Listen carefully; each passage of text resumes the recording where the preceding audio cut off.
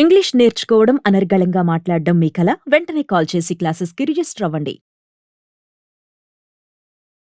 Hi viewers, India's largest digital media network Suman టీవీకి స్వాగతం. ప్రస్తుతం మనతో ఉన్నారండి Kinnera welfare society founder and motivational speaker Nagachandrika అమ్మ.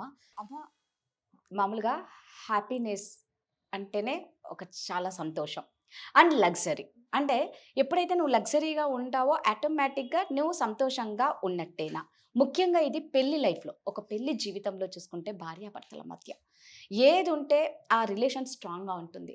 హ్యాపీనెస్ ఉండాలన్నా, లగ్జరీ లైఫ్? చాలా మంచి ప్రశ్న కాదా ఇది? ఎందుకంటే ఇప్పుడు జరుగుతున్న ట్రెండ్‌లో అంతా ఇదే జరుగుతుంది.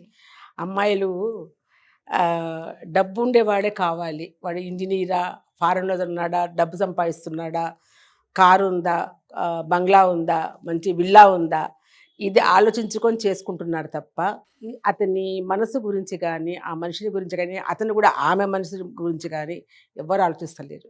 ఏముంది అని అనుకునే పోతున్నారు. వాళ్ళకు చిన్న గీత అది ఏంటంటే, కావాల్సినది ఏంది భార్యాభర్తల మధ్య?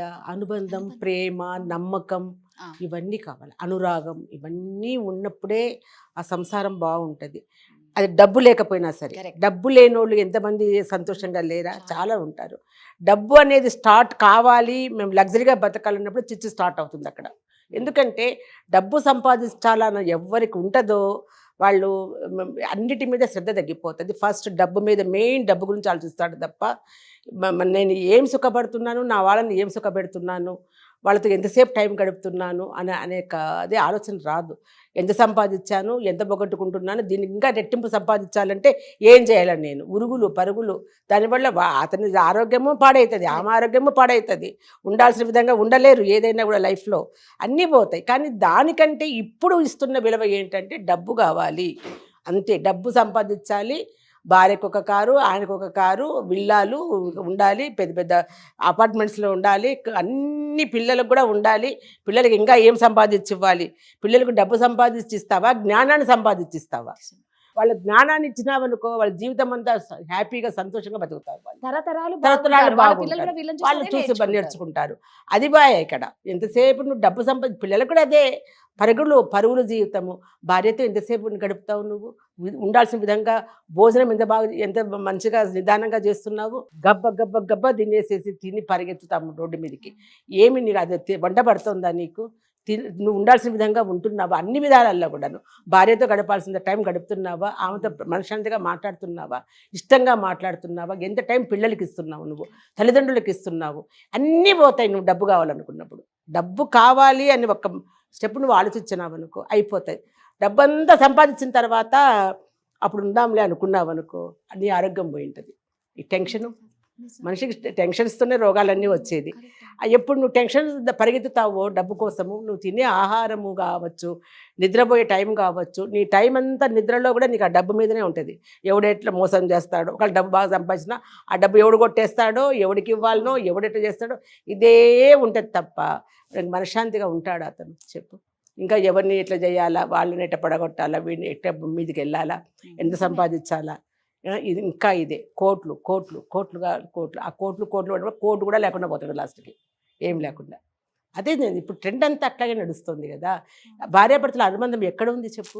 ఇక విధి లేని పరిస్థితుల్లో భార్య కానీ భర్త కానీ అక్కడ జరిగేటువంటి దానికి లొంగిపోయి ఏమి మాట్లాడలేక, బయట పడలేక, రోడ్డు మీదకి రాలేక దాన్ని ఒక అలవాటుగా చేసుకొని బతుకుతారు. నిరాశగా ఏదో బతుకుతున్నాం మనం అని బతికే అంతే. ఎందుకంటే అట్లా అట్లాంటి భార్యలు అనే వాళ్ళు తక్కువే ఉంటారు, కానీ మగవాళ్ళే ఎక్కువ డబ్బు సంపాదన మీద పరిగెత్తేది. అది నన్ను ఆడదానికి ఆశ ఉంటుంది, నేను లేదంటాంలే. నగలు కావాలా, చీరలు కావాలా, దానికోసం సంపాదించాలనుకోదు. మొగుడు సంపాదించాలనుకుంటుంది తప్ప ఈమె సంపాదించాలనుకోదు. కొంతమంది ఆడవాళ్ళు ఏంటంటే, నువ్వు నాకు ఇంట్లో లేకపోయినా పర్లేదు, నువ్వు డబ్బులు సంపాదిస్తూ ఉండాలి ఆడవాళ్ళు ఉన్నారు. డబ్బు ఉంటే చాలు అంతే. అన్నట్టు ఏంటంటే, ఆ డబ్బు అనే దాంట్లో ఇంట్లో వాళ్ళందరినీ నిర్లక్ష్యం చేసుకుంటే, రేపు మీరు కావాలి అనుకున్నప్పుడు అందులో ఎంతమంది ఉంటారో, ఏముంది ఈ ప్రపంచంలో చెప్పు? నువ్వు ఎంత సంపాదించినా, ఎంత ఉన్నా, లాస్ట్ నీ ఆయుష్ తీరేంత వరకే తప్ప దాన్ని మించి నువ్వు డబ్బు ఉందని నువ్వు ఒక్క క్షణం కూడా ఎక్కువసేపు బతకవు కదా. ఇటు 6 అడుగులు, ఇటు 3 అడుగులు తప్ప ఎంత సంపాదించినా కూడా, ఎంత చేసినా కూడా అది నీకు అదే నీకు మిగులుతుంది. అంతే. తర్వాత నీ అనుభవాలు పోతాయి. ఏది అనుభవిస్తున్నావో, మిగతా వాళ్ళకు నిన్ను నమ్ముకున్న వాళ్ళకి ఎటువంటి సంతృప్తినిస్తున్నావు, వాళ్ళు నిజంగా నాకు వాళ్ళకి న్యాయం చేస్తున్నా అన్న ఒక్కసారి ఆలోచించుకో. మామూలుగా మనకి ఎంత కావాలో అంతే కావాలి, డబ్బు కావాలి. ఏది కూడా మితంగా ఉంటేనే బాగుంటుంది తప్ప అతి అయితే ఏది కష్టమే. డబ్బే కాదు, ప్రేమే కాదు, ఏదైనా సరే. ఇప్పుడు సెల్ ఫోన్ మనతో మాట్లాడుకున్నాం మనం. సెల్ ఫోను మామూలుగా ఉపయోగించుకున్నట్టుగా ఉపయోగించుకున్నామంటే ఏ కష్టం ఉండదు. కరెక్ట్. అది మామూలుగా ఉపయోగించుకుంటాం.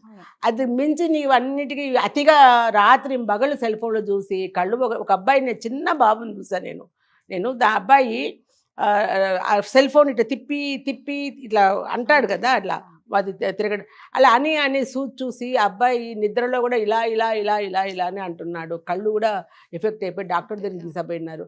ఏం చేస్తారు డాక్టర్లు చెప్పు? అవి పోయినవి తీసుకురావాలంటే ఎంత కష్టం అసలు. అది ఇంకా ఇంత బాబు వాడు పెద్ద అయ్యేటప్పుడు ఏమైపోతాడు వాడు? అది అంతవరకు పిల్లలు అట్లా నాశనం ఇంతవరకు తల్లిదండ్రులు ఏం చేస్తున్నారు? బిడ్డలు చూసుకునే టైం లేదా మీకు? నువ్వు డబ్బు సంపాదించ ₹1,00,00,000 ఇస్తాను డాక్టర్, నా కొడుకుని బాగు చేయి అన్నాడు అనుకో, చేస్తాడా డాక్టర్? ఏం చేస్తారు? మరి జరగవు కదా. ఎందుకు ఆలోచించరు కొంచెం కూడా అనిపిస్తుంది నాకైతే.